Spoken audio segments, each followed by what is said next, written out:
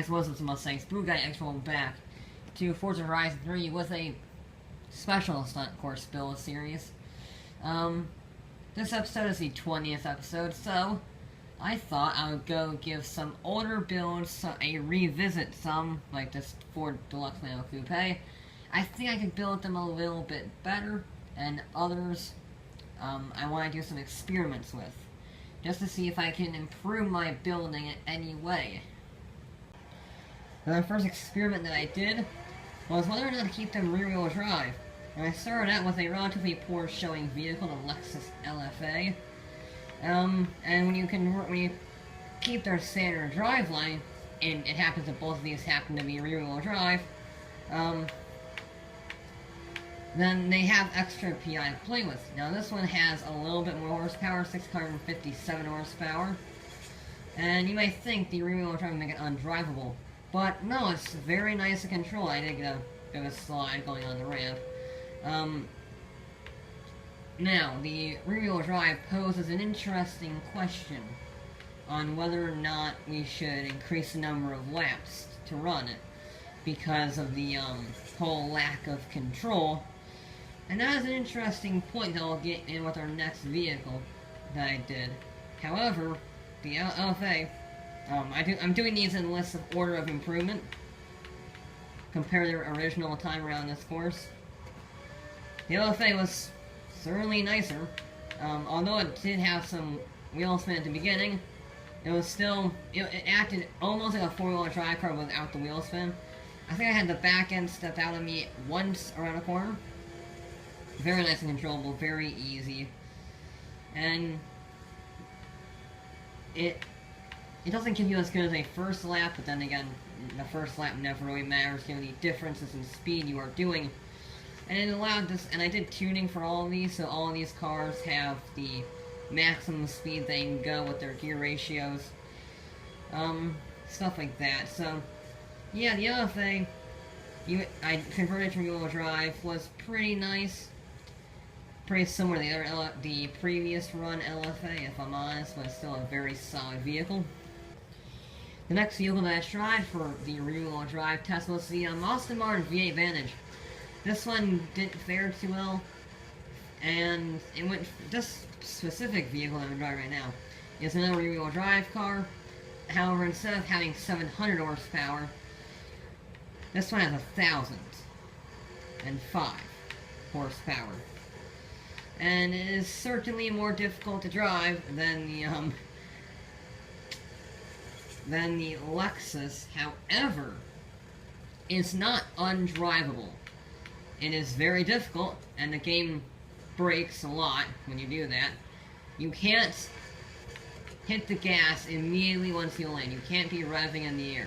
You have to let off and get composure before you gas it, or else it will just defy physics and bounce around for a little bit and get generally unhappy with you. Now, this is the fastest vehicle. This is, I think, the most powerful car ever around this course, thanks to the rear-wheel drive nature. The game reckoned the handling was awful, and the handling was, well, as you see here, bad. But, it's not unmanageable, and this is why I was considering extending the number of laps in order to get a clean one. Because if we do decide that the four-wheel drive is not mandatory, then mistakes are a lot more common. So, I was thinking of extending it to 5 laps, in order to give you 2 extra laps to get composure with the vehicle. That's how long it took to get a clean run on this thing. And it is fast. It goes 224 miles an hour into the braking zone down the straightaway. That is absurd. That is classic racer levels of speed. And yeah, it's a British muscle car basically. Now, it does pose, you see you have to let off there. Once you let off, it's fine, and since it has enough power to overcome that, it doesn't really matter. So you can still carry good, I guess not carry, but you can still have speed up till that corner. Because you have so much power, you just can't hit the gas immediately. Now, it does mean the half pipe is a lot more difficult, simply because you are going rear-wheel drive up that means you lose grip much easier. However, It still doesn't hinder the car enough, I would say, to make it a undrivable machine. I've driven much, much worse than this. And if you get in the straight line properly, if you corner properly, then you can get going in second gear. It's pretty nice. But, yeah.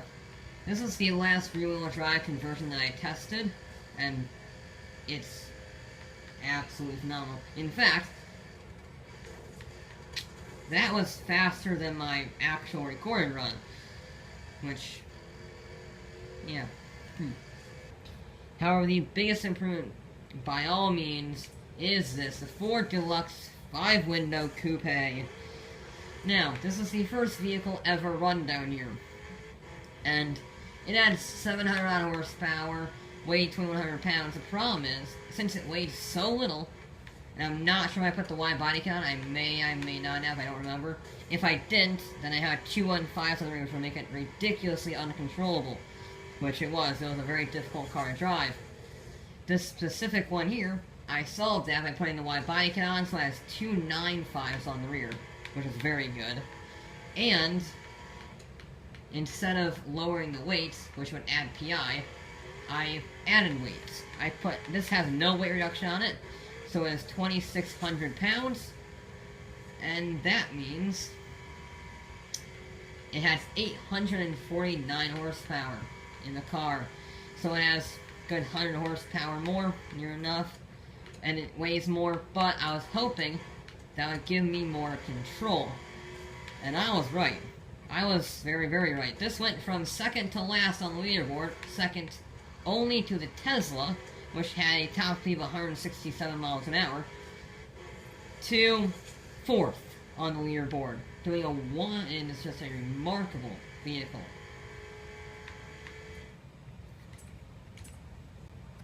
And on the times, the biggest jump by far ever seen ever is the Ford Deluxe Coupe, starting from second to last, and it's now in fourth place with a 116.273. It is 3,000 now of a second off of the Lotus 11, and a second faster than the twin mill. Very, very good showing from that car. Adding weight is definitely the way to go. If you have an ultra lightweight car, you don't want to put the, you don't want to lighten it even further, because then you'll just lose precious power, and you'll lose controllability. So it's a lose-lose situation if you take weight off, if you have a lightweight car. But our second biggest improvement was the V8 Vantage, the rear-wheel drive 1,000 horsepower monster. Did the track in a 118.049. It's over a second faster than its previous time, and it's now in the top 10.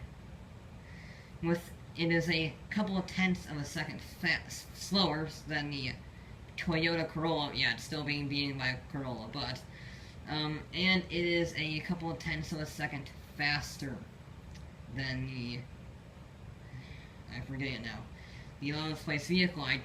It's just slipped my brain now. And finally, the Lexus LFA with a 119.578. It could have done better. It could have done better. And it did improve by a second with its original time of 120.713, which means it is faster than the XJ220. It used to be slower than it, but now it's faster than it. And it is slower than the Porsche Macan. Yeah, the LFA, it didn't really get helped that much, simply because it had similar levels of control, and it didn't add as much power as I would have liked. But it's still a very, very good time. Every single vehicle improved by over a second. And I think I am going to put them on their stock drivetrain now, just to, one, even it out a little bit when it comes to the classic racers. The next time I have like a Ferrari 250 or something like that, one of the super sleek aerodynamic things, then they won't exactly have the incredible grip that the D type has and the Lotus 11 has, because Those are just absurd. And it would offer more variety and crazy power and all sorts of fun things like that. Which means the number of laps will be up to 5, just to give us a little bit more of a controlled lap time. Maybe getting some clean laps of these more powerful rear-wheel drive or front-wheel drive cars. Yeah. But it should be interesting. This was a bit of an experiment, and it was certainly interesting. We might see a new resurgence in the modern vehicles doing well, because so far the only modern vehicle in the top 5 is the Twin Mill, which is the base vehicle and starts out top of S1 class, so that doesn't really count. And the Infinity, which starts out 4-wheel drive. I don't know how I got such a good lap time, but I did. But, yeah, maybe you'll have some more vehicles in the top. Who knows? We have a lot of possibility now, but that is it for this episode of Forza Horizon 3. Back with more